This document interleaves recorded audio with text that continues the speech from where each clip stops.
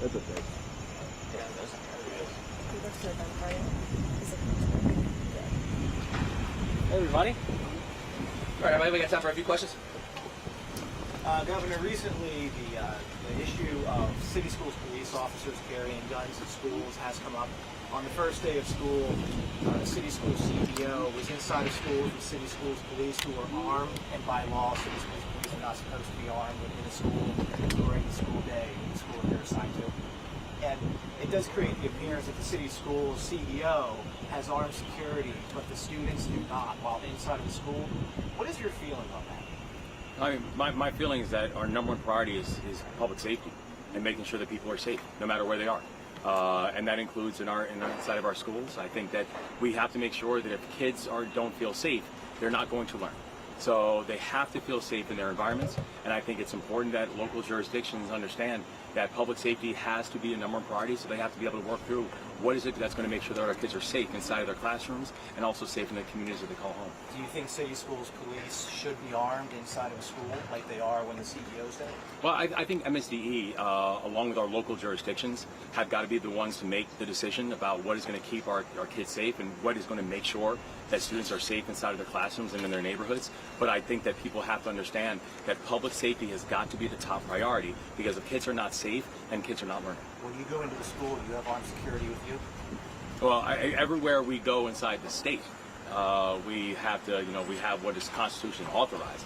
But that has, when I'm thinking about the public safety for all of our students and the public safety for all of our individuals, people feeling safe in their neighborhoods and their communities is our top priority. And I think we have to make sure that we're exercising all options to be able to ensure that that's the case. All right, sorry, buddy, I've been talking in here. Can we talk to you about the big news today?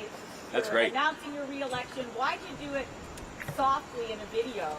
And you know that it will not quell speculation that you have your eyes on the biggest office. Can you speak to those issues?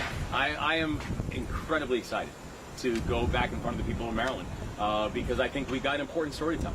I think we've got a story to tell that shows that in just 2.5 years that we have jump-started Maryland's economy, that we have added over 100,000 new jobs, which is more in 2.5 years than my predecessor added in 8 years, that we've started over 30,000 new businesses in the state of Maryland since we've been the governor, that we have helped to break the back of violent crime, that scourge of violent crime that we were seeing before we came on board, that we made historic investments in public education. We're going to continue making historic investments in public education, and we've actually brought fiscal discipline. We've stopped the out-of-control spending that was taking place in the state of Maryland, where now we've gone 3 straight years of actually decreasing the size of the general fund. So I think the people of the state of Maryland know and see that our priority is here, our priority is them, that we are focusing on fighting for the people of the state of Maryland, and I'm excited to ask them for another term. Governor Moore, when public safety is your number one priority. Last week you announced sending state police to Baltimore. Your office said that's a very important move. I guess my question is, so important, why did you wait till now to do it? Why didn't you do it 2 years ago last year? Well, we've been doing it throughout the process of the past 2.5 years. That's one of the benefits of actually having a relationship with our local jurisdictions, having a relationship with the mayor, having a relationship with local law enforcement, having a relationship with your state's attorney, being one of the only states in the country that actually helps to fund the U.S. attorney out of balance sheet. We have made the largest investments in local law enforcement in the history of the state of Maryland. And so I think that people see that we are taking an all-of-the-above approach when it comes to addressing public safety, and what that also means is being able to make decisions and being able to move quickly to make adjustments. The only way you can do that and do it effectively is if you're actually connected to the community, if you're spending time in the community, if you're actually working with local leaders and local jurisdictions and local community members, because that's how we're able to adapt and to know what resources are needed at what point. Governor Moore, you say you wanted to bring fiscal discipline back to Annapolis and to the State House. When you talk to people around the state of Maryland, the biggest thing that they talk about is they say that you and Democrats in the State House have raised their taxes, and they point to the more than $1 billion tax and fee increases that went into effect this last year. So how do you really look at them and say that you are bringing fiscal discipline outside of the general fund when they also know that tax and fee increases have gone up under your leadership? Well, I think the biggest thing that we continue to hear from people is a measure of appreciation that we have given the middle class a tax cut, that we have actually given veterans a tax cut. And at a time when you're watching the federal government, which is just giving a tax cut to millionaires and billionaires, and in Maryland, the middle class just got a tax cut, I think middle class Marylanders appreciate the fact that we're working to bring affordability up inside of our state. It's the reason we focus on things like how we're dealing with electricity prices and energy prices and bringing them down in the state of Maryland. It's the reason we focus on things like prescription drug prices and bringing prescription drug prices down inside of the state of Maryland. And yes, it's why we control the out-of-control spending that was taking place, where during the time before I was governor, Maryland budget increased by 70%. And now if you just look at the last budget, this was the largest cut to the Maryland state budget that we have seen in 16 years. And we were able to make those smart strategic cuts while also giving the middle class a tax cut. And yes, asking those who have done very well to invest a little bit more, so we could actually have the best public schools and have safe streets. And so I think people really appreciate the measure of fiscal discipline and the analytics and the data-driven analytics that we brought to this work, to know that we can both be fiscally disciplined and also make sure that the middle class is getting a tax cut and have a growing economy that can lead us through this effort. And guys, real quick, we're just going to put another mic on the stick real quick. Appreciate you guys. Sorry. That's all right. A little late to the party, Governor. That's all right. Governor, what's your take on how the Hey guys, let's just wait for a second. Okay. Thank you. What's your take on how the field is shaping up? Steve Hershey announced against the committee, Ed Hale says he's getting involved. Can you talk to us about the race here? Yeah, I mean, I've seen there's a lot of Republicans that are looking to get in the race, and that's fine with me. Whether it's Republican Ed Hale or Republican Steve Hershey or Republican Larry Hogan or Republican Andy Harris or Republican John Myrick, or there's a lot of people who are making similar type of noise. I mean, the thing that I would say is that whoever it is, they should come ready, because we have a very real record to run on, and a record that we're very proud of. Knowing that there is still more work to do, but knowing that the work of progress in this state is very real. And also, we plan on having a very strong effort to be able to make our case to the people of this state. And the thing that we know is this, is that when we're watching the chaos from Washington, that the people of this state want to know that they have a fighter as governor. They want to know that they have a governor who is focused on things like being able to jumpstart our economy, to keep our streets safe, to focus on public education, to make sure that we are bringing fiscal discipline, when we're watching the absolute opposite from people in Washington.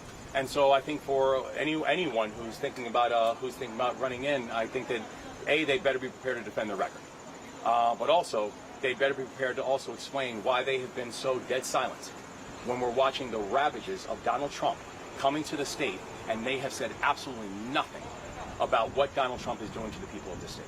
Got time for a couple more? About the federal workforce, about the federal change that happened in the federal workforce. No, it's no secret. Maryland has the second highest concentration of federal workers in the country. Federal job cuts coming from the Trump administration has hit Maryland particularly hard. Do you have any plans to address that, all of those workers that are without jobs now in your second term? Yeah, I mean, it's heartbreaking what Donald Trump and J.D. Vance and this administration have continued to do to federal workers. I mean, these are public servants.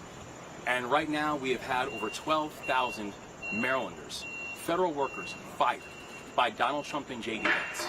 People who are doing things like making sure that our food is safe, and making sure that our critical infrastructure is protected, and making sure that our research institutions can still be the global envy.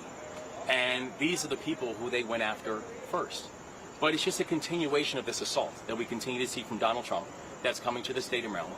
But I want people in the state of Maryland to know that that we are standing on that wall, and I'm a soldier. And we're going to make sure that we're defending our people. And that is why we've done things like our Feds to Eds platform, which still actively right now to this day is moving federal workers into the classroom, helping to address the teacher shortage. It is why we're making sure we're working with the private sector to know that the talent that we're having of our federal workers is actually going to be utilized by our private sector partners. It's why we're working with our Attorney General to make sure in the places that we can that we are filing suit against some of these actions, many of which are illegal, that the President of the United States is doing when it comes to and when it pertains to our federal workers. So we are going to defend our state. And the thing that people know about me is that I am not going to fight the people of Maryland. I'm going to fight for the people of Maryland. Anything from folks we haven't heard from you guys? Ask your wife and your kids about this before you did it. What was their? Did you ask them for their permission or their take on it? I do nothing without the permission of my wife and my kids. And I'm thankful for how amazing they have continued to be. You know, when I ran for office, you know, just a few years back, I'd never run for office before in my life. I don't come from a political background. I don't come from a political family. I don't come from this type of history. But the thing that I know is that I'm a public servant and I'm a soldier. And in really important times, I'm just thankful that I have a family who understand that and who are my battle buddies right next to me. All right, guys, we got time for one more, guys. What do you say to the Marylanders who may be worried that if they do re-elect you, that your eyes are on the White House and they're only electing a governor for 2 years? You know, I'd say that that I have never once said that I'm interested in this. And so when people say, "Are you ruling it out?" My point is, I've never ruled it in. I've been focused on this job. And I appreciate the fact that people in Maryland and the people around the country are paying attention to the progress we've made here. I'm thankful for the fact that people are looking at us and saying that Maryland is just moving uniquely, that we have some of the fastest drops in violent crime anywhere in the United States of America. We have some of the fastest new job starts and job rate growth that we have anywhere in the United States of America. I'm thankful for the fact that people are looking at Maryland is now the first state in the country that has a service year option for our high school graduates and have a place-based investment strategy to end child poverty. These are really innovative ideas, and Maryland is leading. So I'm thankful